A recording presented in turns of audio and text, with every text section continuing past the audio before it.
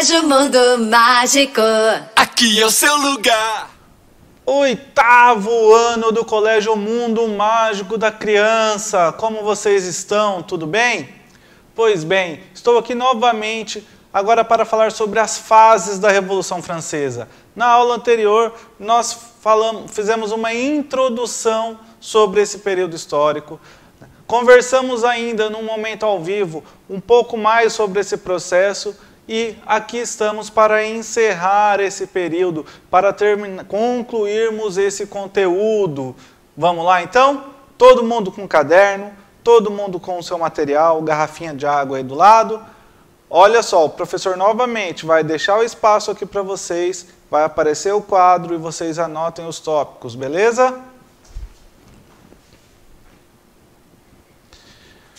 Bom, já deu tempo de vocês pausarem, de vocês copiarem. Se não, você retoma aí nesse espaço em que o professor saiu da tela, pausa e copiem novamente antes de nós irmos aos tópicos. Rapidamente então, olha só, hoje nós falaremos das fases da Revolução Francesa. Quais são essas fases? Tá aqui, ó, primeira fase. Assembleia Nacional Constituinte e Monarquia Constitucional. Então, na primeira fase da Revolução Francesa, nós falaremos sobre o que foi essa Assembleia Nacional Constituinte, que nós já falamos um pouquinho, e vamos focar um pouco mais na monarquia constitucional. Na segunda fase da Revolução Francesa, nós teremos aí o período que nós chamamos de Convenção e período do Terror. Alguns historiadores, alguns materiais, alguns professores, na hora de trabalhar a Revolução Francesa, divide a Convenção em um período e o período do terror em outro. No nosso caso, nós vamos trabalhar isso aí como a segunda fase. Tudo bem? A terceira fase da Revolução Francesa, nós temos o Diretório. E depois do Diretório, nós temos o fim da Revolução Francesa, ou o processo que leva ao fim da Revolução Francesa, que é o golpe 18 de Brumário. Importante dizer então, pessoal, essa organização, essa divisão que nós fazemos é para ficar mais didático o conteúdo, para que vocês possam compreender melhor, momento por momento, desses 10 anos de Revolução. A Revolução Francesa inicia em 1789 e se encerra em 1799. Pois bem, agora que vocês já entenderam a divisão aqui do nosso conteúdo, como que está organizado esse material, eu quero que vocês acompanhem comigo no livro de vocês o título Um Projeto de Constituição. Esse Um Projeto de Constituição, ele basicamente está falando do processo entre a Assembleia Nacional Constituinte e a instalação da monarquia constitucional. Vamos lá então, o que é a Assembleia Nacional Constituinte? Vocês viram um pouco sobre ela no capítulo anterior, na França pré-revolucionária. Quando eu falo da Assembleia Nacional Constituinte, eu estou falando do momento em que o terceiro Estado se revolta contra as regras impostas pelo rei Luís XVI, não aceitando mais o absolutismo monárquico, certo?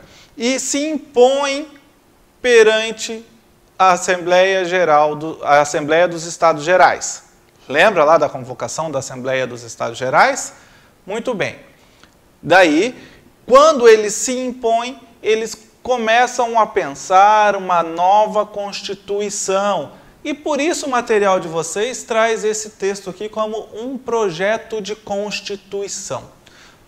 Lembrando que Constituição é a lei primeira ou a lei magna de qualquer nação, é o que determina as principais regras de uma nação. Todas as outras leis devem estar submetidas à Constituição. A Constituição também vai determinar os poderes que existem dentro de um país e a forma de governo. Nesse sentido, então, no desenvolvimento da Assembleia Nacional Constituinte, vai ocorrer também aquilo que nós já falamos, que é a tomada da Bastilha ou a queda da Bastilha. Ou seja, as ruas de Paris vai começar a ter muito tumulto, né? As pessoas vão começar a se revoltar, e nesse processo, então, os constituintes vão pensar aí em regras que possam acalmar essa população, como, por exemplo,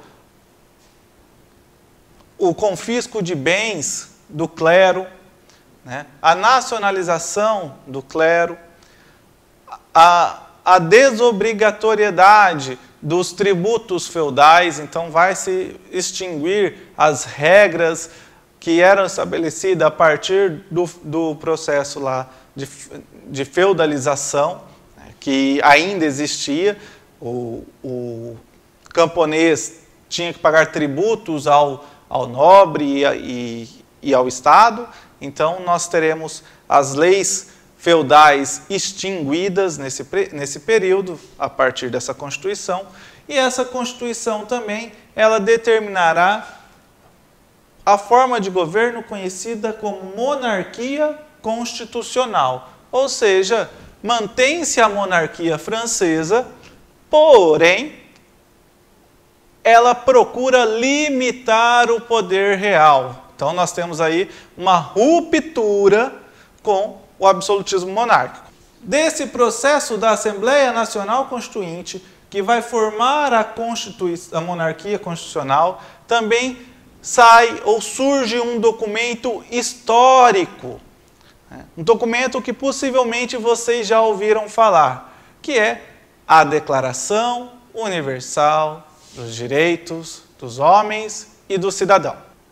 Essa declaração é um dos primeiros documentos da história que vai pensar aí quais são os direitos dos seres humanos, do cidadão comum. E por que ele é tão importante? A partir da criação da ONU, a partir de 1948, portanto, nós temos aí a criação dos direitos humanos. Vocês já devem ter ouvido falar em direitos humanos, não é? Que seria aí a condição mínima, né? Os direitos mínimos que todo cidadão deveria ter. Aquilo que seria necessário para termos uma vida digna é o que determina aí dentro dos direitos humanos.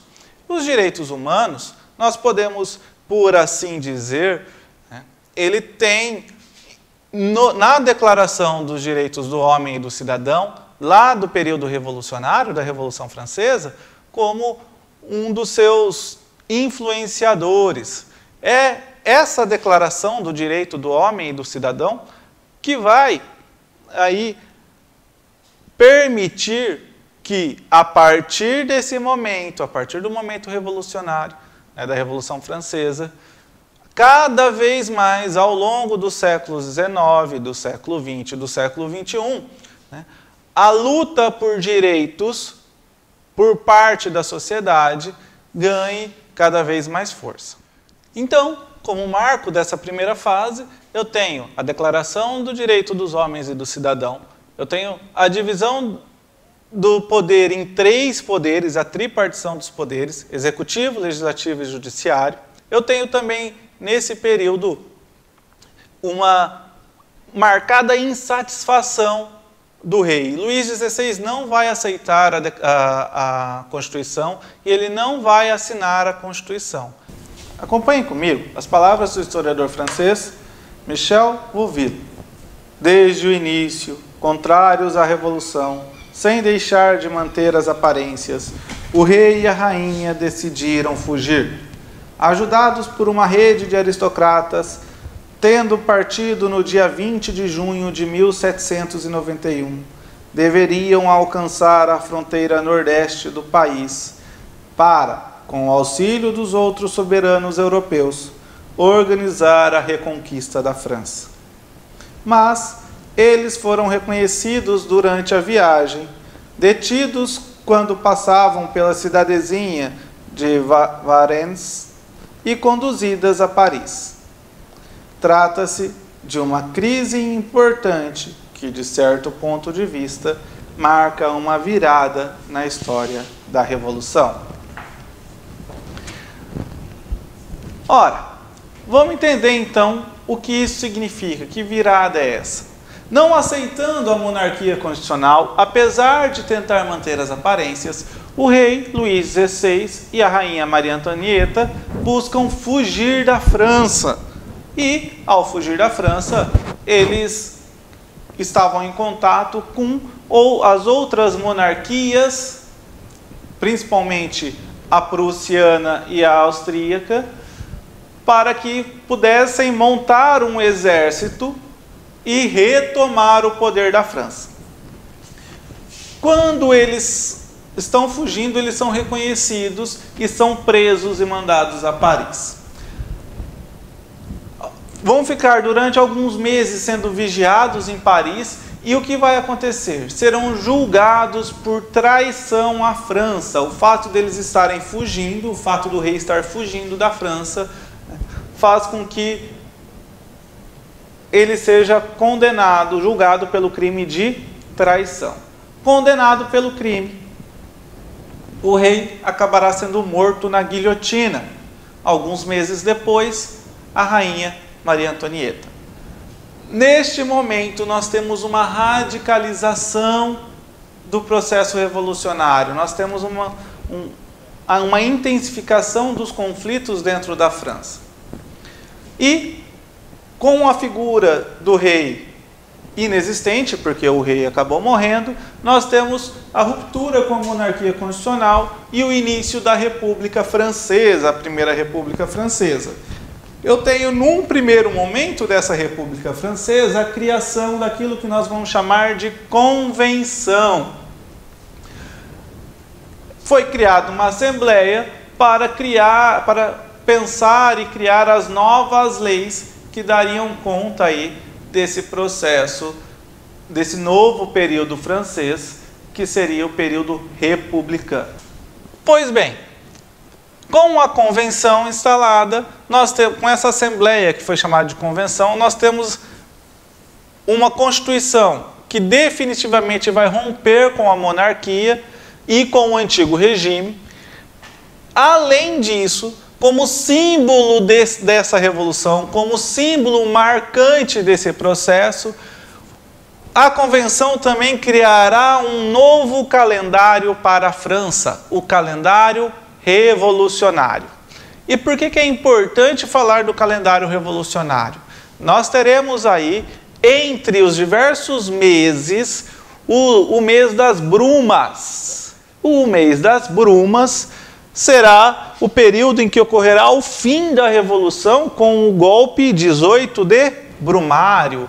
Por isso que eu chamo o golpe, que dá fim à Revolução Francesa, de 18 de Brumário, porque ela ocorreu no dia 18 do mês das brumas, do mês de Brumário, ok? Na convenção nós vamos ter o acirramento definitivo entre os girondinos e os jacobinos, certo? Então nós teremos a criação aí de 3 grandes grupos políticos: girondinos, jacobinos e sans-culottes. Os girondinos serão mais conservadores, né? Ou seja, eles buscavam uma revolução que ainda pudesse manter algumas características do que já se existia, e os jacobinos, mais radicais, procuravam aí mudanças mais significativas, enquanto os girondinos estavam mais preocupados com as liberdades, liberdade de expressão, liberdade política, liberdade religiosa e os direitos naturais, como a defesa da propriedade privada. Os jacobinos, além dessa liberdade também, eles buscavam mais direitos sociais, ou seja, um acesso maior, uma ampliação do acesso político, uma melhora nas condições de vida das pessoas mais empobrecidas da França. E é justamente nesse processo aí que nós teremos alguns conflitos muito marcantes nesse processo. Onde que se marca essa diferença entre esses dois grupos, girondinos e jacobinos? Na execução do rei. Os girondinos eram contrários à execução do rei. Eles eram mais conservadores e alguns deles, inclusive, defendiam a monarquia constitucional, tanto é que eram contra a morte do rei. E era composto mais pela alta burguesia. Os jacobinos, eles eram mais radicais, defendiam a morte do rei, queria uma ampliação dessa revolução para que pudesse haver uma maior igualdade entre os pequenos burgueses, os artesãos, os camponeses e a alta burguesia e a sociedade como um todo, né? Então, propunha uma maior igualdade social porém eram mais radicais, inclusive, né, exigindo a morte do rei. Como vocês sabem, nós já falamos, o rei foi condenado à morte. Isso significa, então, que os jacobinos, a partir desse processo de radicalização da Revolução Francesa, eles terão aí uma maior participação, inclusive inaugurando aquilo que nós vamos chamar de República Jacobina. E no processo do período da República Jacobina, nós temos a instalação do período do terror. Ele se torna ou recebe esse nome devido ao excesso de execuções que será feita por esse governo de inimigos políticos, presos políticos e outras situações em que serão julgados, né, inimigos da nação ou crimes que se equivalham, e todas essas pessoas vão acabar morrendo, assim como o rei Luís XVI, na guilhotina. O material de vocês traz assim: é importante ressaltar que a perseguição aos opositores não se caracterizou como o único feito durante a convenção nesse período. O governo jacobino, por meio do Comitê da Salvação Pública, realizou uma série de reformas a fim de promover a igualdade, como sufrágio universal masculino, confisco de terras da nobreza, distribuição de terras a camponeses pobres, abolição da escravidão nas colônias francesas e fixação de preços máximos. Por que é importante ressaltar isso? Porque senão nós acabamos condenando essa convenção e principalmente o governo dos jacobinos, né, a uma situação de muita violência apenas. E sim, houve violência, não é? O contexto histórico revolucionário acirrou os ânimos e fez com que eles tomassem as medidas que eles acharam ser sensatas naquele momento. Isso, obviamente, não exclui o fato deles terem sido violentos, mas o fato deles terem sido violentos também não exclui o fato deles terem tido decisões políticas dentro do processo revolucionário que tem uma relevância em termos de históricos, por exemplo, como o sufrágio universal masculino, voto a todos os homens maiores de idade, independente da sua condição financeira, né? O confisco das terras dos nobres que eram cedidas pelo rei anteriormente, e o confisco dessas terras para redistribuição aí aos camponeses e trabalhadores para que eles pudessem produzir. Tudo isso acaba tendo sua relevância dentro do processo histórico. É isso aí, pessoal. Como eu disse para vocês, Revolução Francesa nós teríamos pelo menos 3 aulas. Tivemos uma de introdução, essa aqui foi nossa segunda aula, então parte 2. E na parte 3 eu vou trabalhar com vocês a terceira fase, o diretório e o fim da Revolução. Na aula de hoje, então, nós falamos sobre as duas primeiras fases da Revolução Francesa, a Assembleia Nacional Constituinte e a Monarquia Constitucional, e falamos também sobre a Convenção e o período do terror. Colégio Mundo Mágico. Aqui é o seu lugar.